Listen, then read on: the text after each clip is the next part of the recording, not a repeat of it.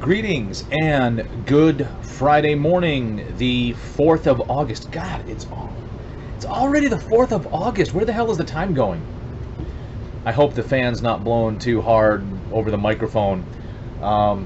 It's August, the 4th of August in southeastern coastal Carolina. Actually, the weather's quite pleasant. I could probably turn the fan off. Actually, let me do that. All right. Turn the fan off, so hopefully that doesn't blow across the microphone. Our weather's pretty pleasant for the time being, but we got some rain coming in, so that's lowering the temperatures. Still the third decade of the 21st century. Doesn't really apply to this video, but I always open with that on this particular channel because I like to draw out the fact that if you're paying attention, we're in the third decade of the 21st century. And this is the stuff we're contemplating. That'll make more sense as I close this video out. But first and foremost, if I make a promise, I gotta keep it, right? I gotta keep my word. One of my buddies, Mike, who's a Canadian, I think he's got dual citizenship, and if he doesn't, he'll let me know in the comments. If he does, he'll let me know in the comments. He should have dual citizenship because I served with him in the Marine Corps. In 1st Battalion, 3rd Marines, Bravo Company. We were in different platoons, but man, we sure spent some time knocking down some beers and some hard alcohol on occasion.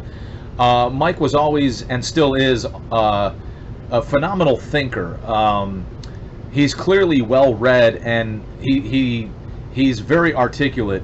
And if he ever gets his own thing going, podcast or channel, I would highly recommend it. But he first responded to my video remembering Logan, which I posted on what would have been Logan's 16th birthday. And then I also talked about making a connection, and I talked about some of the things I felt in the time after his passing, and my interactions with a young lady at the local shopping mall. So without further ado, I always like to read, react, and respond to the comments on my channel. The best people possess a feeling for beauty, the courage to take risks, the discipline to tell the truth, the capacity for sacrifice. Ironically, their virtues make them vulnerable. They are often wounded, sometimes destroyed. Ernest Hemingway, A Farewell to Arms. This quote from Hemingway often makes me stop and think intensely about my life. I have many regrets and also many good memories that I will never forget, but I also curse the thought because he's absolutely right. It's always been my greatest vulnerability. Today they would call it OCD, I suppose. When I was growing up, they didn't have these ridiculous acronyms to put certain behaviors into a neat little box with a bow on top. Therapy seems to have become a hobby for people in modern times. I always went to work when things got tough. It keeps my mind focused. In times of darkness, I tend to follow a path of self-destruction. So, and then he put laugh out loud. So I'm not going to analyze behavior as far as I'm concerned. It's all part of the human condition. We humans are built to feel rage, pain, happiness, solitude, sorrow, etc. Just like any other function that exists within our body, it's there for a functional purpose. Mental health is in a period of awareness, but also it's being overextended in every facet in society. Yet humanity lives in a time where abundance and free will exist more than ever before. To me, it's fascinating, but it also makes me think that we inherently are meant to be existing in a more tribal state rather than a modern society. I guess I'm rambling here, but human connection is the key to a more fulfilling existence. We live in a time where human connection is the sacrificial animal in the march towards profits and social engineering of the Fourth Industrial Revolution. It will only get harder from here moving forward. Very articulate and introspective there on top of it. How can I respond to this? Well, if I remember the video, because as Mike is probably aware, I personally don't like to rewatch my videos. I find it hubris. I find it a bit narcissistic, but nevertheless,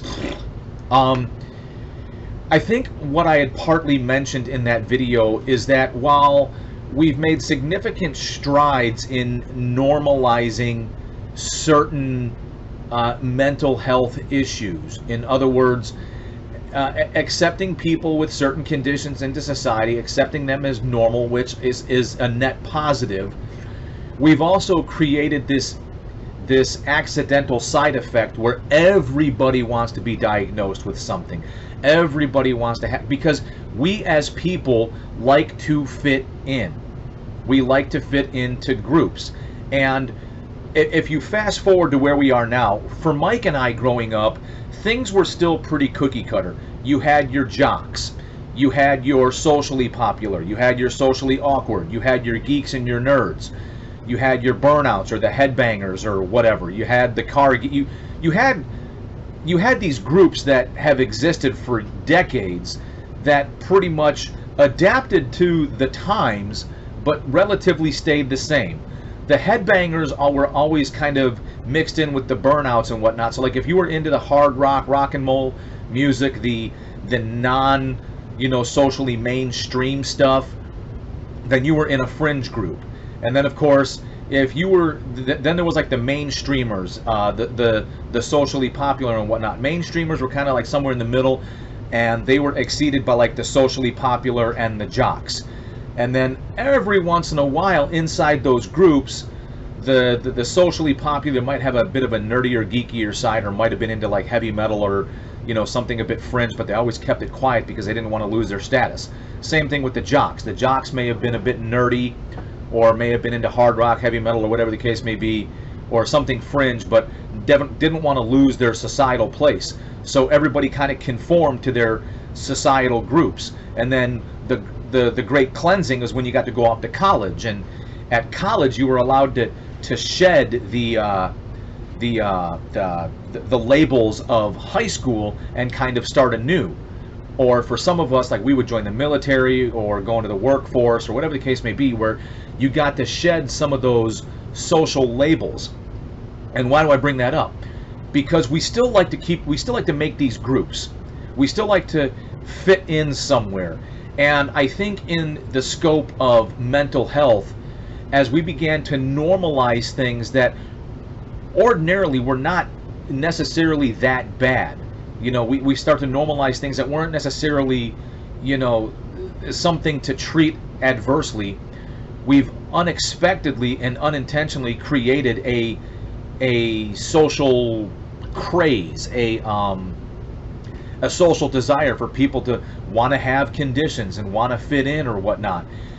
And I also don't know if there's been a huge increase in the number of mental health practitioners who, that publish or perish, right? You have to publish or perish. I was talking about that with my wife recently, where, one of the problems we face in modern society is these people that work really, really hard to get their doctorates, especially their PhDs. In order to do that, you basically have to create new information. You have to discover something. You have to, instead of being a student of information, as a PhD candidate, you are now creating information. All right. And then, if you go on to have a job, especially like that of a teacher, and that's where the big problem comes in. Now you're a professor. Well, there's the publish or perish mentality where you have to constantly create new things, up to and including whether it's modern day social concepts like gender theories, the pronoun game, things that I don't place a whole lot of value on, but some people do. Some people take it to extremes. Some people are like, cool, this, hang on a second, I gotta up, cool. This helps identify something I felt was missing in my life, and they're kind of quiet. Good, go away. My computer's updating. One of the ladies that does take the time to respond to my channel, she's my age, so Mike, she's also our age, but I feel as though, for her, she felt something missing, and some of these new social concepts and whatnot that are coming out of the universities, the whole publish or perish mentality, help her identify more about herself and help her feel like she has found a little bit more of her place in the world. And Stace, if that makes any sense to you and doesn't offend you, then great, because that's kind of where I stand. I mean, I don't mind that we think and feel differently on any number of subjects, but I do think there are people who take it to extremes. People who are taking these concepts, these theories, these hypotheses from colleges, and they're going, like Robert Downey Jr. said, they're going full retard. What is going on? I hope this video isn't jacked up, because my computer is going apeshit today. But I feel like, you know, we're overly exploring things. We're taking things to an extreme, and I'll get to that in a minute, because I want to finish this, get to Mike's next thing, and then kind of close this thing up. Yeah, Mike, you're right. I mean, we've created new modern social trends when it comes to mental health and emotional well-being that may be being pushed a little bit too far, but you know, as it pertains to my video, to kind of bring it back full circle, as I struggled to deal with the loss of my son, and I struggled with trying to get back on my feet, you know, to include emotionally, right? I mean, that is an extraordinary event for a regular person. You know, when you have a child, for some of us, that child represents a dream for a better life than the one you had, a dream for a better future than the one you have. You know, you somewhat live vicariously through them to try to provide for them the things that you didn't have. And that also includes the negative consequences of that as well, that you can't anticipate until you can take a step back and be like, oh crap, should have done that differently. But I digress. Losing a child, especially when you feel some sense of guilt or fault for it, but losing a child like the way we did, and I remember all the things that we went through, and then when we were at the mall, and this young lady who, for all intents and purposes, if you can remove any other additional thoughts and opinions, was awkward. She was inserting herself where she didn't belong. She was inserting herself into other people's conversations. You know, she was being terrifically awkward. And that's how many people may have viewed that. That's how many people may have treated that. Especially when Mike, Stace, when the three of us were younger, that would have been unacceptable, and that would have been dealt with harshly. Instead, having been through my own experiences, what I thought I recognized was she was going through something. Not something she needed to talk about, not something she needed to tell the world about, but she was going through something, and in a moment she noticed something, she picked up on something with another group of people that she could identify with, that made her feel included, that made her feel like she wasn't the only one, and she reached out to make a connection. And instead of being a complete and total ass about it, it really didn't cost us anything to connect back with her. Even though it was still awkward, even though she was awkward, not that she was trying to be, not that that was her mission statement, that was her goal in life, we tried to normalize that whole thing as much as possible, because at least from where I stood, and I won't speak for my wife, my daughter, or our friend, in that moment I could see just for myself that she just needed to connect. She just needed to make a connection because of whatever she was going through. And you know, quite frankly, I don't think it takes a lot out of us. I don't think it's a big ask to take a moment of your time and make that connection. And you know, like the convention we went to this weekend, several of the celebrities were beyond gracious. And I don't know if that's been the norm in decades past, but some of these celebrities, the overwhelming majority of them, were beyond gracious. As in, I don't have a life, I don't exist, my brand, you know, doesn't produce without you. And some of them were just, the interactions we had the connection we were able to make in that moment was phenomenal. And, you know, some of them, depending on how popular they were, you know, understandably, in order to get to everybody, they just didn't have the time. They didn't have the time to really allow for that connection. So, yeah, sometimes we just need to make a connection. Moving on, Mike, responding to my video, Stephen Amell, GalaxyCon, Raleigh, North Carolina, 2023. In many countries, unions do not have a confrontational relationship with the companies their members work for. American unions are not the same, probably because of the dirty history between them and nasty capitalist tycoons back in the day. All right, so let me go ahead and get rid of this. I always copy and paste the comments into a Word doc so that I've got them in one cohesive area. All right. So with that being said, yes, there is the writer's strike, and then there is the Screen Actors Guild SAG-AFTRA strike that is going on that had an impact on the con as far as what we can and can't say, what we can and can't ask, so on and so forth. And there's been some controversy over Stephen Amell because there are some people that don't appreciate the comment he made where he supports the union and he's abiding by the union's wishes, but he doesn't agree with the tactic of striking.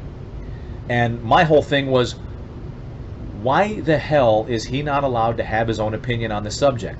Is he not still following the rules? Is he not still doing what the union asks of him? So he doesn't agree with it. Whoop-de-effing do. But yet we live in an age where people abuse the anonymity of the internet to basically say and get away with things because there's minimal to no risk of getting punched in the face. And I'm stealing that from Mike Tyson. Mike Tyson's actually the originator of that phrase that I'm paraphrasing, but he's not wrong. It used to be back in the day, we didn't have the internet. You had to say things to people without a pseudonym. You were there in person saying something to somebody else, and if that word got back to the person you were talking about and they were in a position to confront you, that's how it went down. And then you had to deal. A lot of people take to the internet to say things with minimal to no risk of consequence, and I'll just leave it at that. You know, and like I said before, Stephen Amell's been getting a lot of flack for it, and it's because of the people that are hiding behind the internet. It just kind of blows my mind. On that particular note, I tried to briefly discuss it, and I don't think I'll be able to add any additional content to it that makes any sense, but I don't pretend to know exactly what the writers are striking for. I've heard some things, but I don't want to pretend like what I've heard is the gospel because I've heard it through the same channels most other people would, and I don't rely on those channels to be accurate. I don't pretend to know exactly why the actors and actresses are striking. I know what I've heard through the channels that everybody can hear from, but I don't necessarily rely on those for accuracy. I'm not a big fan of modern media. Some of what I've heard through a thread was that some of the people, writers and actors, are striking against the streaming networks. And I tried to paraphrase the thread, and I probably did a horrific job. I'll do it again, but this probably won't be any better, because, well, I'm me, and if I was gifted at certain things, I'd probably be making more money than I do now. But here we go. So we were talking, my wife and I were talking, and we were trying to kind of like put this into terms that we could understand. So one of the accusations we've heard is that between the writers and the actors and actresses is residuals and whatnot from the streaming networks, where apparently they're not getting what they feel is their fair share. I don't know. I don't crunch the numbers, so I'll take it at face value that if you believe that there's a legitimate complaint to be had, so be it. So then we tried to wrap our heads around this, and I can only use a singular example to try to make the numbers work. If you pay $1 million for a show, you're a streaming network, and you've got all your operating costs, you've got your physical, geographical location, the building, the real estate, you've got all of the utilities, then you've got all of your employees working there, so you have overhead costs. Then you go and spend $1 million on a television show. Let's say all seasons, every episode. All right. So on top of the $1 million you spent and all of your operating costs, to include streaming stuff out for people who pay for a subscription, at $1 of subscription, 1 million people would have to subscribe just to pay for that television show. Now let's say you have hundreds upon hundreds of shows, all right?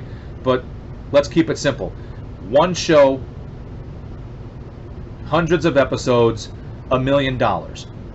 You need to bring in $1 million just to pay for that show. Then there's your operating costs. Let's say your operating costs are $500,000 every 3 months. So every 3 months, you got to bring in a minimum of $500,000 just to cover all of your overhead expenses. That's before you're making a profit. On top of which, you've also paid $1 million for this one television show. All right? So in order to cover the cost of that, over the course of 3 months, hypothetically speaking, you got to make $1.5 million to pay for that television show and to cover your overhead operating costs. So in 3 months, you got to make $1.5 million just to break even. Well, let's say you make $200,000. So now you're $500,000 in the black for that 3 month. You make $2 million. I'm sorry, $2 million. So you make $2 million in 3 months. Now you're $500,000 in the black. I don't quite get that reference, red and black, but whatever. So now you're $500 positive. And now the writers and the actors are like, well, we want ours, we want ours.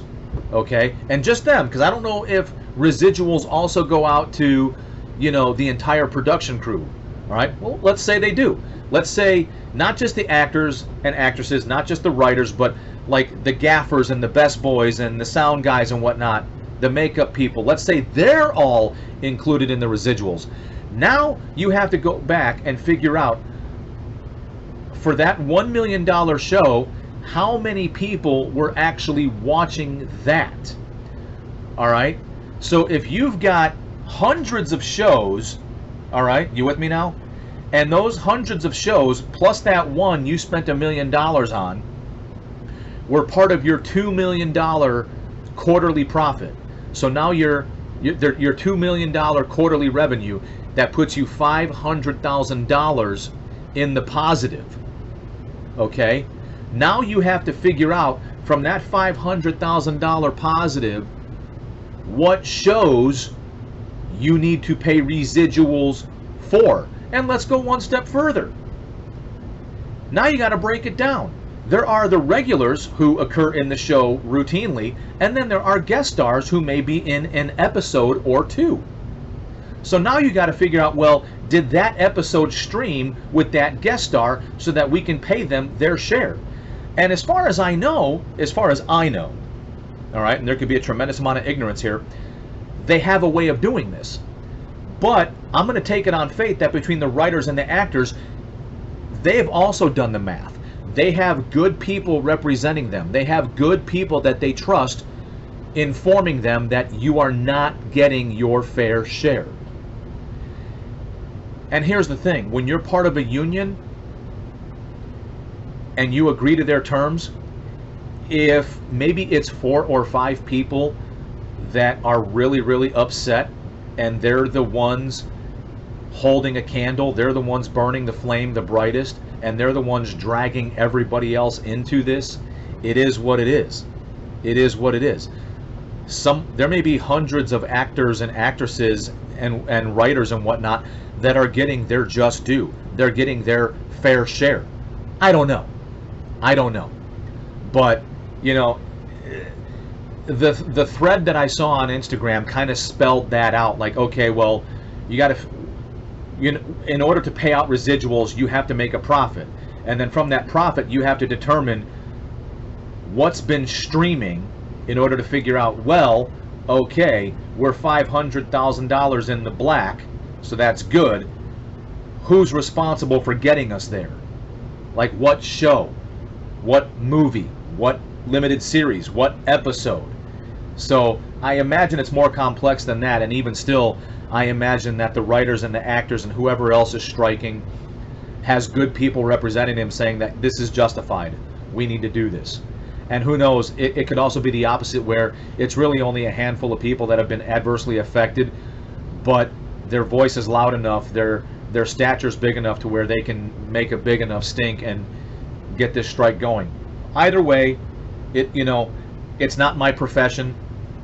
I don't have a dog in this fight. There is plenty of content made prior to the strike that my wife and I can indulge in where we're not adversely affected. I don't think Stephen Amell's comments were so inflammatory.